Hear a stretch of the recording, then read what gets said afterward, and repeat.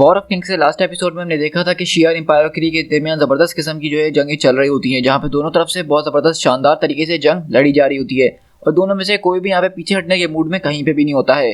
और वहीं पे दूसरी तरफ हमने देखा था कि स्टार जैमर जो हैं वो गार्डियन ऑफ द गैलेक्सी की मदद लेते हैं और इंपीरियल गार्ड के जहाज में घुसते हैं जहाँ पर लिलांड्रा को कैद किया होता है। और वो लोग यहाँ पे बेसिकली लिलांड्रा को छुड़वाने के लिए आए होते हैं, जहाँ पे रॉकेट रैकून वो ग्लैडिएटर को बहुत जबरदस्त तरीके से पागल और उस पर हावी हो जाता है।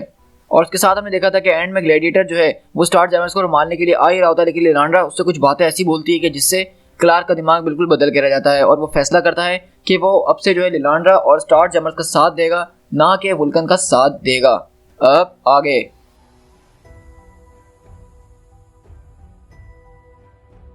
और यहीं पर हम लोग शिफ्ट होते हैं वुल्कन और जनरल कार्डूम की तरफ, जो कि अपने एक जहाज के ऊपर होते हैं और अलग अलग मुख्तलिफ चीज़ों के ऊपर नजर रख रहे होते हैं। और इस वक्त इनकी करीबी जगह पे जो है एक बैटल चल रही होती है। तो वो बोलता है एक आदमी कि सर मुझे लगता है कि आपको यहाँ से शिफ्ट हो जाना चाहिए एक सेफ्टी के लिए। तो बोलता है कि खामोश रहो, देख नहीं रहा कि यहाँ पे बड़े बात कर रहे हैं। और यहाँ पे कार्डूम उसको बेसिकली एक रिपोर्ट देते हैं जिसमें वो समझाने की कोशिश करते हैं कि इस वक्त जो है राइट नाउ हमारी जो इंपीरियम है वो 97 अलग अलग जगहों पे अपनी कैंपेन्स लड़ रहा है, जिसमें से बहुत सारी एक्सपेंशंस की हैं और मुख्तलिफ किस्म की कैंपेन्स हैं। और ये बहुत बड़ा इस वक्त हमने जो है एक सप्लाई रखा हुआ है, जिससे हमें जो है इतने लोगों का सप्लाई यानी कि खाना पीना और उनका रहन सहन देखना पड़ता है। और ये वॉर के अंदर काफ़ी ज़्यादा ज़रूरी होता है। और ये भी जिस तरह से हम क्री के साथ यहाँ पे वॉर पे लगे तो हमारी बहुत सारी रिसोर्सेज उस तरफ जा रही हैं। तो वुल्कन बोलता है तो इससे क्या फ़र्क पड़ता है, अपनी प्रोडक्शन को जो है उसको इंक्रीज़ करो, अपने शिपयार्ड और आर्सेनल को जल्दी से जल्दी प्रोड्यूस करो ताकि हमें जितनी उसकी ज़रूरत पड़े हम उतने हासिल कर सकें। ये इतना कॉम्प्लिकेटेड है नहीं जितना तुम मुझे बोल रहे हो, इसके लिए क्या तुमने मुझे यहाँ अपने शिप पे बुलाया है। लेकिन वहीं पे वो आदमी दोबारा बोलता है कि माय लॉर्ड मैं आपसे सच में कह रहा हूँ कि आपको यहाँ से। लेकिन वहीं पे वुल्कन उसका मुंह बंद कराया तो बोलता है कि खामोश हो जाओ, मैंने कहा ना तुमसे। और वहाँ पर हम देखते हैं कि उनको रिपोर्ट में बताया जा रहा होता है कि माय लॉर्ड अभी मैंने पता लगाया कि हमारे बहुत सारे वर्ल्ड्स पे जो है रिसोर्सेज खत्म होने की वजह से वहाँ के लोगों ने जो है बगावत पे उतर आए हैं और वो लोग जो है टैक्सेस नहीं पे कर रहे हैं और बहुत कुछ डिमांड कर रहे हैं हमसे। तो वहीं पे कार्टून बोलता है कि इस वक्त हम लोग जो है बहुत एक इंटेंस सिचुएशन में पड़ चुके हैं स्क्री के साथ वॉर के जरिए। हमारी मिलिट्री रिसोर्सेज वो तकरीबन खत्म हो चुकी है माय एम्पायर। और मुझे लग रहा है कि अब ये लोग जो है ऐसा वक्त आ गया है कि शियार के लोगों का आखिरी वक्त आ गया है, इसलिए उनको जज किया जा रहा है यहाँ पे और वो लोग अपने बिल्कुल आपा खोने ही वाले हैं। तो चांसलर अकारी क्या आप इस बात से सहमत है जो इस वक्त एडमिरल कार्डून मुझसे कह रहे हैं। लेकिन यहाँ पे जिनका कम्युनिकेशन चल रहा था अचानक उसमें डिस्टर्बेंस आ जाती है। तो वो बोलता है कि आखिरकार अब इसको क्या हो गया। तो बोलता है कि ये कम्युनिकेशन हमारे सिस्टम ऐसे ख़राब हो चुके हैं जब से हमने नेगा बॉम्बिंग करी है, ये उसी के आफ्टर इफेक्ट्स हैं, इसीलिए यहाँ सिग्नल्स में बहुत ज़्यादा प्रॉब्लम हो रही है और हम सही तरह से कम्युनिकेशन भी नहीं कर पा रहे हैं। तो वो बोलता है कि माय लॉर्ड मैं आपसे दोबारा विनती करता हूँ कि आप प्लीज़ अपने फ्लैगशिप जहाज़ में लौट जाइए। तो बोलता है कि क्या मतलब मैं अपने जहाज़ में लौट जाऊँ और इतनी ज़बरदस्त जंग जो यहाँ पे हो रही है वो मैं अपनी आंखों से नहीं देखूँ। और हम लोग देखते हैं कि यहाँ पे बेसिकली क्री के एक होम वर्ल्ड के ऊपर जो है इन लोगों ने बहुत ज़बरदस्त तरीके से ग्राउंड असल्ट की होती है, जिसके अंदर हम देखते हैं कि वो बहुत बुरी तरीके से यहाँ पे पूरा का पूरा जो इनका प्लेनेट होता है उसको तबाह बर्बाद कर रहे होते हैं। लेकिन अचानक यहाँ पे ये लोग जो अपनी बातचीत वगैरह कर ही रहे होते हैं, वहाँ पे हम अचानक देखते हैं कि वहाँ पे क्री का एक सेंट्री जो है वो सीधा जहाज फाड़ के वुल्कन के जहाज के अंदर घुसता है, यानी फ्लैगशिप जहाज में, और वो वहाँ पे चिल्लाता है जोर से जिससे उनका एक आदमी वहीं पे धूल बन जाता है। वहीं पे कार्डूम चिल्लाता है कि इंपीरियल गार्ड प्रोटेक्ट करो हमारे मैजिस्टर को। लेकिन हम देखें इससे पहले वुल्कन वहाँ पे चार्ज होते हुए उसकी तरफ जा ही रहा होता है उसको मारने के लिए, लेकिन अचानक जो सेंट्री होता है उसके मुंह के अंदर से कोई चीज़ आर पार जाती है और उसको ख़त्म करके रख देती है। और वहाँ पे एक आदमी आता है और बोलता है कि शियार मैजिस्टर जो है अब वो मेरी प्रोटेक्शन के अंदर है। तो बोलता है कि वो तो मुझे नज़र आ ही रहा है, लेकिन तुम आखिरकार हो कौन। और इस तरह से हम लोग एक बीच के ऊपर शिफ्ट होते हैं हालांकि अंदर, जहाँ पे क्रिस्टल और रॉनन मौजूद होते हैं। और रॉनन की हम देख रहे हैं कि कंडीशन पहले से काफ़ी बेहतर हो गई है और क्रिस्टल उसके साथ यहाँ पे आई भी है ताकि वो लोग थोड़ी बातचीत वगैरह कर सकें। और क्रिस्टल बोलती है कि मैं तुम्हें हॉस्पिटल की दीवारों से बाहर इसीलिए ले आया हूँ क्योंकि तुम वहाँ पे बोर हो गए होगे और तुम थोड़े बहुत इंप्रूव हुए हो तो यहाँ आने से काफ़ी और इम्प्रूव हो जाओगे, और एक वाइफ होने के नाते मैं तुम्हारे लिए कम से कम इतना तो कर सकती ही हूँ। तो बोलता है कि अच्छा ऐसी बात है, वैसे तुम्हारा ये कॉन्सेप्ट सुन के मुझे काफ़ी अच्छा लगा, मैंने सोचा नहीं था कि तुम अपने आप को मेरा वाइफ कहलवाओगे कभी। बोलता है कि लेडी क्रिस्टल मैं तुम्हें बताना चाहूँ, अगर शियार चाहता तो हमें कब का क्रश करके रख चुका होता, क्योंकि हम लोग पहले की जितना स्ट्रॉन्ग नहीं रहे थे, ना ही हमारे एम्पायर के अंदर इतनी ताकत थी, हम लोग एक के बाद एक जंग से लड़ चुके हैं। लेकिन आज जो है एटिलेंस और इनह्यूमन्स की लीडरशिप का नतीजा है कि न्यू इनह्यूमन एलाइट जो हैं उन्होंने हमें अभी तक होल्ड करके रखा हुआ है, वरना ये घर भी हमारा कब से जा चुका होता। और वहीं पे क्रिस्टल बताती है कि हाँ ये तुम बिल्कुल ठीक कह रहे हो, लेकिन मेरे कज़न कार्नेक बता रहा है कि यहाँ पे मसला शियार एम्पायर के खुद के साथ भी है, मतलब उनकी रिसोर्सेज खत्म हो रही है और वो लोग ओवर स्ट्रेच हो चुके हैं। अब हमें पता है कि शियार एम्पायर कितना बड़ा, उनके पास कितनी वास्ट रिसोर्सेज थी, लेकिन वुल्कन के एक्सपेंशन प्रोग्राम ने जो है उनकी सारी रिसोर्सेज को ख़त्म करके रख दिया है। लेकिन फिर भी वो इतना ज़्यादा स्टबर्न है कि अभी भी इसी बात पर अड़ा हुआ है कि वो इसको हथिया के रहेगा ही रहेगा। तो रंग बोलता है कि अगर वैसे जंग कभी लड़ी जाती है तो उसके कुछ यही रूल होते हैं कि एक बार अगर आपने जंग शुरू करी तो आप वहाँ से वापसी नहीं जा सकते हैं। यही एक ट्रू वॉरियर स्पिरिट होती है जो कि लड़ाई के लिए सबसे ज़्यादा ज़रूरी मानी जाती है। और वहीं पे जो है हम लोग देखते हैं कि यहाँ पे जो है रोनिन और वो दोनों काफ़ी ज़्यादा क्लोज होने लगते हैं। तो वहाँ पे वो बोलती क्रिस्टल कि वैसे मुझे तुम्हें कुछ बताना है, क्योंकि अगर मैं चाहती हूँ कि हमारी ये शादी अच्छी तरीके से चले तो हमें एक दूसरे के साथ ऑनेस्ट रहना चाहिए। तुमने मुझसे पूछा था कि अपलिफ्ट प्रोग्राम का क्या हुआ जो कि क्री के लिए हम लोग कर रहे थे, तो सच कहूँ तो उसके ऊपर कोई काम नहीं किया जा रहा है, ना ही वो काम कर रहा है। मतलब ऐसा लग रहा है कि इन ह्यूमंस ने जो प्रॉमिस किया था अब उसको नहीं पूरा किया जा सकता है, क्योंकि तुम्हारी स्पीसीज के ऊपर टेरिजन क्रिस्टल का कोई असर हो ही नहीं रहा है, वो एवोल्यूशन का नेक्स्ट स्टेप पे जा ही नहीं रही हैं। आई बिलीव, मुझे लगता है कि तुम लोग हमेशा यहीं पे रहे रहोगे और ब्लैक बोल्ट जो है इस इशू के ऊपर कुछ ना कुछ जरूर करेगा। लेकिन अभी हम लोग इस वॉर के अंदर फंसे हुए हैं, तो मुझे नहीं लगता कि अभी फौरन इस पे कुछ किया जा सकता है। और मुझे इसी बात का डर है कि ये जब वॉर खत्म हो और हम सबको भूल ना जाएं और क्री के लोग कहीं पीछे ना छुट जाएं। तो बोलता कि तुम्हारी बात बिल्कुल ठीक है, लेकिन इस वक्त सबसे ज़्यादा परेशानी वाली बात ये वॉर है, क्योंकि ये वॉर कोई छोटी मोटी वॉर नहीं है। ये चाहे तो हमारा सब कुछ खत्म भी कर सकती है और सब कुछ हमसे छीन भी सकती है, और इस वक्त इस पर ध्यान देना ये सबसे ज़्यादा ज़रूरी काम है। और मुझे पता नहीं ऐसा क्यों लग रहा है कि तुम्हारा किंग ब्लैक बोल्ट जो है इस वक्त जो डिसीजन उसको लेने चाहिए वो ले नहीं रहा है और उससे पीछे हट रहा है। वो यहाँ बहुत शांति से काम कर रहा है, जबकि इस जंग को उतनी शांति से नहीं लेना चाहिए। तो बोलती कि तुम बिल्कुल ठीक कह रहे हो, मैं तुम्हारी बात से अग्री करती हूँ रोनन, लेकिन हमारा किंग ब्लैक बोल्ट जो है वो चाहता है कि ये जंग जो है खत्म हो, लेकिन मिनिमम सफरिंग के साथ, ना यहाँ से किसी को मसला हो ना वहाँ से। और जहाँ तक मेरा अंदाजा है वो सिर्फ इसी बात का इंतजार कर रहा है कि स्टार जैमर्स अपने मिशन में कंप्लीट होते हैं कि नहीं, क्योंकि हमारे किंग ने उनको एक बहुत बड़ा मिशन दिया है जिसके जरिए हो सकता है कि ये जंग खत्म हो जाए। तो रोनन बोलता है क्या वाकई में वो उन नमूनों के ऊपर भरोसा करता है?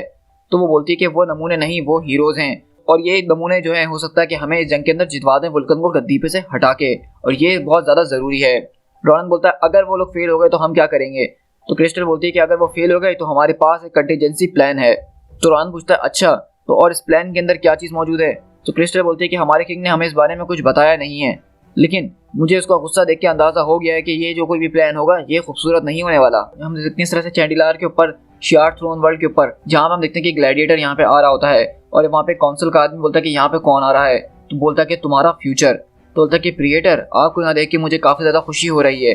अब ये क्रिएटर का टाइटल मैं अपने पास नहीं रख सकता हूँ, काउंसिलर डीबैक। तो बोलता है कि हाँ मैं समझता हूँ तुम्हारी बातें, लेकिन मुझे पूरा यकीन है कि ये टाइटल तुम्हें एक बार फिर दोबारा ज़रूर मिलेगा। और हम देखते हैं कि काउंसिलर डीबैक जो होते हैं दरअसल अकारी सीक्वेंस में से होते हैं जो कि यहाँ के बड़े पॉलिटिकल मामलों को संभालते हैं। कि वो बताता है कि स्टार जैमर्स और गार्डियन ऑफ द गैलेक्सी की मदद से हम लोग ने अपने शिप को जो है under the eyes of Vulcan यहाँ तक लेकर आए। मतलब हम लोग थ्रोन वर्ल्ड तक पहुँच गए और उसको पता भी नहीं चला, वो वहाँ उस जंग के अंदर लगा हुआ है। लेकिन अब गार्डियन ऑफ द गैलेक्सी हम लोग को यहाँ तक छोड़ के जा चुके हैं, और अब सिर्फ मेरे साथ स्टार जैमर्स और वो रह गई है जिसको मुझे यहाँ तक पहुँचाना है। और ग्लैडिएटर बोलता है इस तरह से वहाँ पर आके क्या सब कुछ तैयार हो चुका है जिसका मैंने तुमसे कहा था? तो बोलता है कि बिल्कुल, हाई काउंसिल इस वक्त सेशन के अंदर है और चांसलर अकारी बिलीव करते हैं कि उन्होंने यहाँ पे एक एक्स्ट्रा ऑर्डिनरी पार्लियामेंट बुलाई है ताकि इस मिलिट्री पॉलिसी को डिस्कस कर सकें। और इस तरह हम लोग देखते हैं कि वहाँ पे जो है एक बहुत ज़बरदस्त किस्म की डिबेट चल रही होती है, जहाँ पे अकारी जो है वो बहुत सारे काउंसलर्स के साथ, बहुत सारे बड़े बड़े लोगों के साथ ये डिस्कस कर रहे होते हैं कि शियार और क्री की जो वॉर हो रही है उसमें उनको क्या करना चाहिए और क्या नहीं करना चाहिए। और बोलता चाहे कुछ भी हो जाए, हम लोग शियार के लोग हैं, हम लोग को उनका खून बहाना पड़ेगा, चाहे इसके लिए हमारे कितने भी लोग मरे, कितनी भी जाने जाएं, लेकिन हमें ये लग कभी ख़त्म नहीं करनी होगी। हमें क्री को जो है इस यूनिवर्स के निशान से मिटा देना होगा। तो वहीं पीछे से आवाज़ आती है, कितनी शर्म की बात है चांसलर अकारी कि आप शियार का खून इतना आराम से बहा रहे हैं।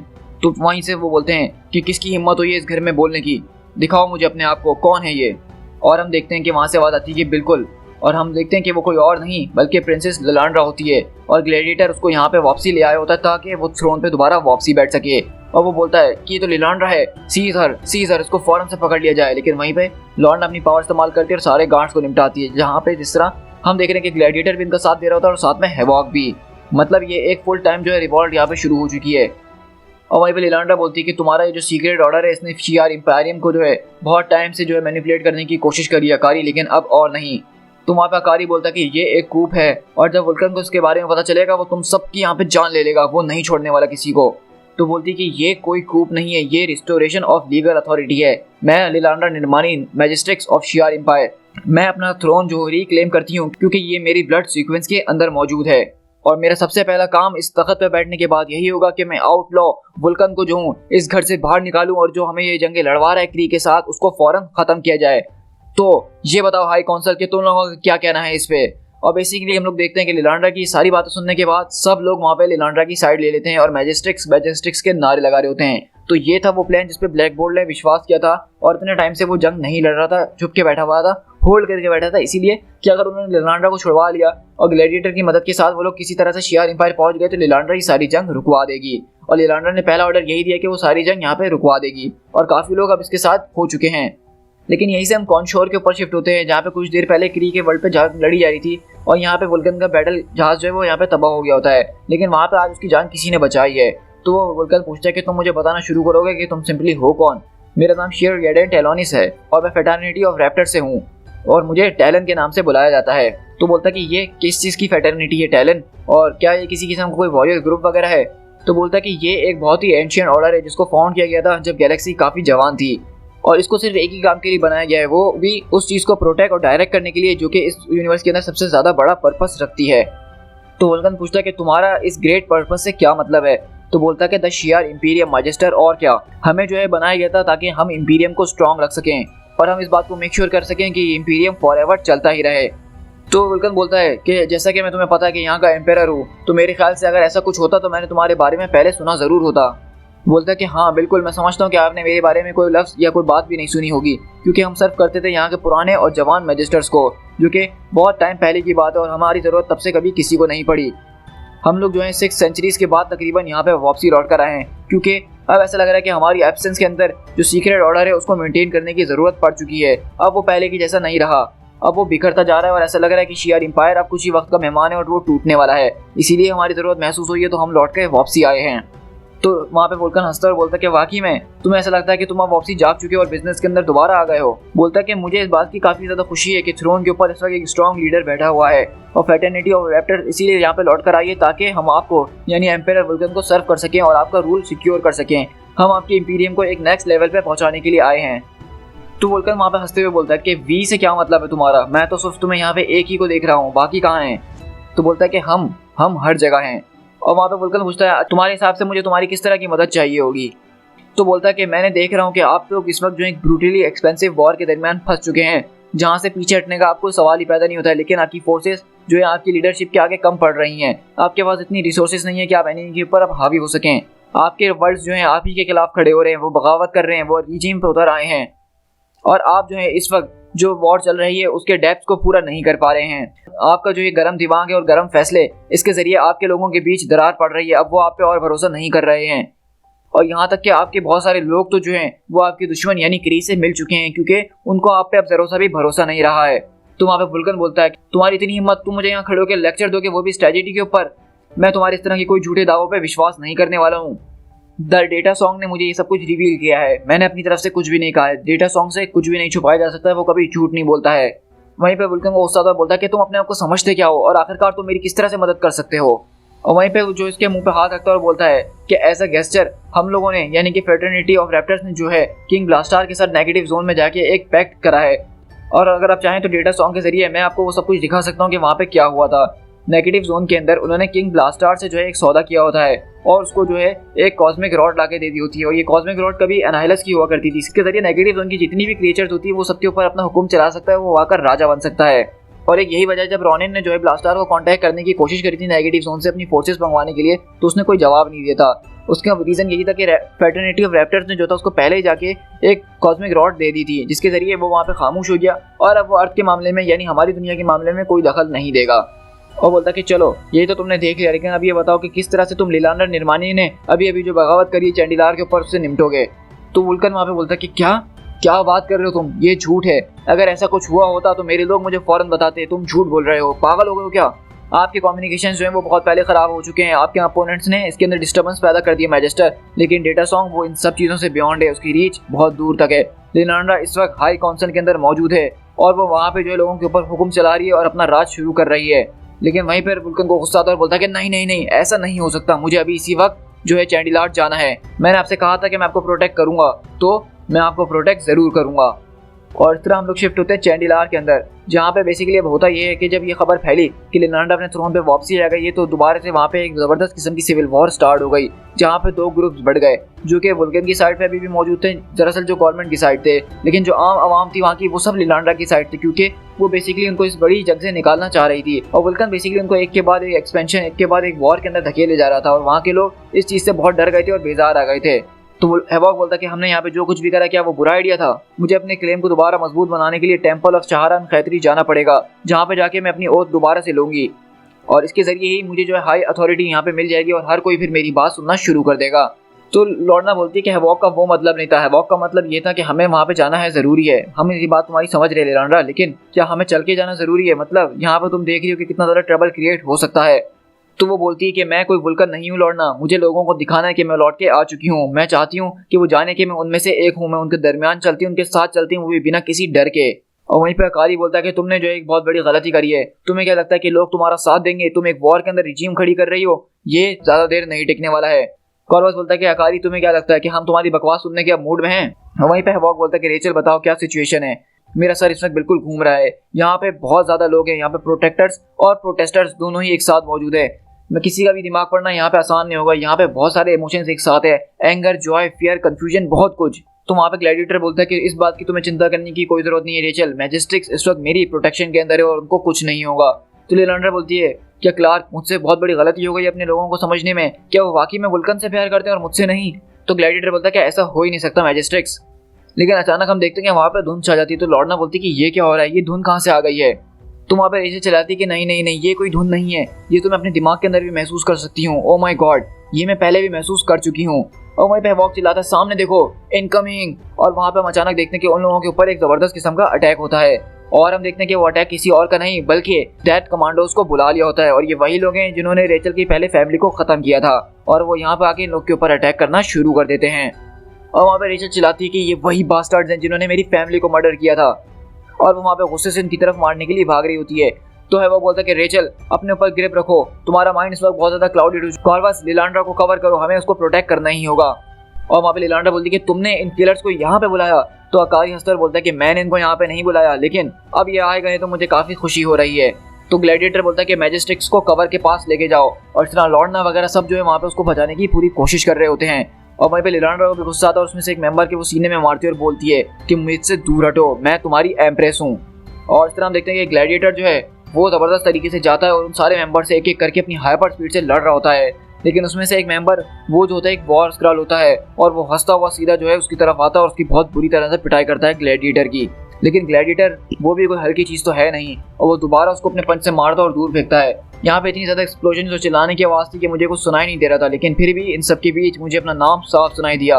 और वहाँ पे हम देखते हैं कि उनका लीडर आता है और बोलता है कि क्लार्क, ग्लैडिएटर तुम जो थ्रोन के लिए सिर्फ एक ट्रेडर हो और कुछ भी नहीं। और वो अपनी ब्लेड से उसके ऊपर एक बहुत जबरदस्त तरीके से मारता है, जैसे ग्लैडिएटर वहाँ पे गिर जाता है और कार्य चिल्लाता है कि मार डालो, उस फॉल्स एम्प्रेस को ढूंढो और मार डालो।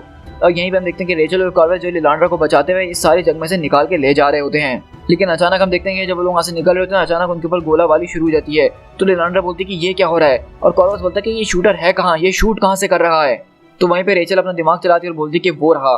और हम देखते हैं कि रेचल उसको देखती है लेकिन अचानक उसकी आंखें खुली रह जाती हैं और बोलती है कि व्हाट द हेल, ये अभी मेरे सामने चेंज कैसे हो गया। और हम देखते हैं कि वो बेसिकली एक आदमी होता है और अचानक एक रैप्टर के अंदर चेंज हो जाता है जिसको हमने कुछ टाइम पहले वुल्कन के पास देखा था।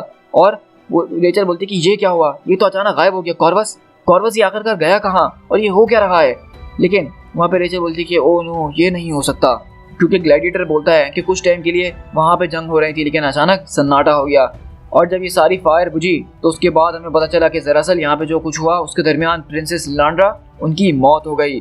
और बेसिकली हम देखते हैं कि यहाँ पे रैप्टर का एक बंदा आया था और उसने प्रिंसेस लिलांड्रा को जान से मार दिया। जहाँ पे आप देखते हैं कि हैवॉक, लॉर्ना और ग्लैडिएटर बहुत ज़्यादा अफसोस में होते हैं क्योंकि बेसिकली इनकी आखिरी उम्मीद यही थी कि थ्रोन पे वो लोग प्रिंसेस लिलांड्रा को बिठाएंगे जो कि इतने टाइम से स्टार जैमर के साथ घूम रही थी। ये सब हासिल करने के लिए ग्लैडिएटर ने थ्रोन से गद्दारी से इसके लिए की थी और अचानक इस स्टोरी में हम देख रहे हैं कि प्रिंसेस लिलांड्रा उनकी मौत हो गई है। To be continue.